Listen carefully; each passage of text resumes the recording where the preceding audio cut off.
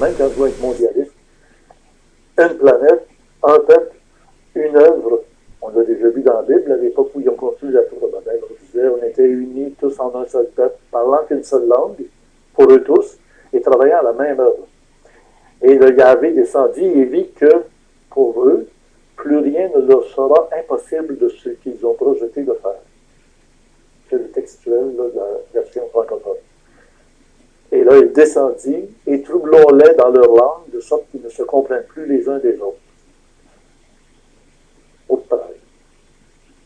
Alors, Geneviève va nous faire entendre la mort de Montréal, que j'ai déjà fait entendre, mais c'est important qu'on porte attention à ce qu'il nous dit. Vas-y, Bernard. J'avertis surtout les gens qui s'occupent d'ésotérisme, qui vont dans ce qu'on appelle les plans astraux, les gens qui font des voyages,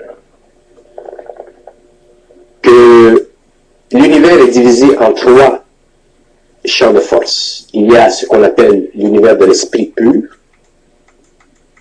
il y a l'univers astral et il y a l'univers éthérique. Dans la condition présente de l'humanité, ce qui empêche le contact de l'univers le plus bas avec l'univers le plus haut, c'est la couche astrale. La couche astrale, elle est créée par l'émotionnalité, la subjectivité humaine. Et elle est très dense présentement, même pour les gens qui peuvent aller dans ces mondes, ils le savent. Maintenant, il y a des intelligences qui se servent de ces énergies-là pour projeter dans notre espace-temps des soucoupes volantes, des ovnis. Ces ovnis ne sont pas réels. Ces ovnis peuvent être photographiés, mais elles ne sont pas réelles. Ce sont des projections mentales. Et ce sont ces entités, ces civilisations retardataires dont je parlais au début, qui sèment de la confusion dans l'esprit humain. Et les hommes connaîtront d'ici à la fin du siècle un fait. Je dis les hommes, je parle des gens qui sont un peu plus avisés, que nous sommes dans une période où il y a un combat pour la planète Terre.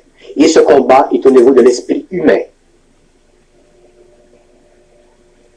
Et c'est un combat à mort. C'est un combat à la finale. C'est un combat pour la libération de l'homme ou la subjugation totale de l'homme.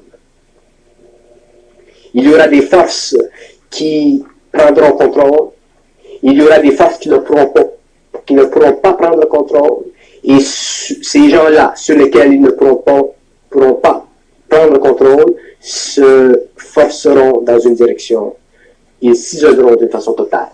Mais dans une dimension qui n'existe pas encore. Qui existe, mais à laquelle nous n'avons pas encore accès. Ce que certains ésotéristes appellent la 6e race. Et le développement de la 6e race est déjà commencé. Et les gens qui font partie de cette nouvelle race, qui est une race supramentale, télépathique, à coefficient moléculaire très développé, pourra éventuellement vivre dans l'éthique. Ce combat se joue entre qui et qui est fait? Ce combat se joue entre les forces de différents astros.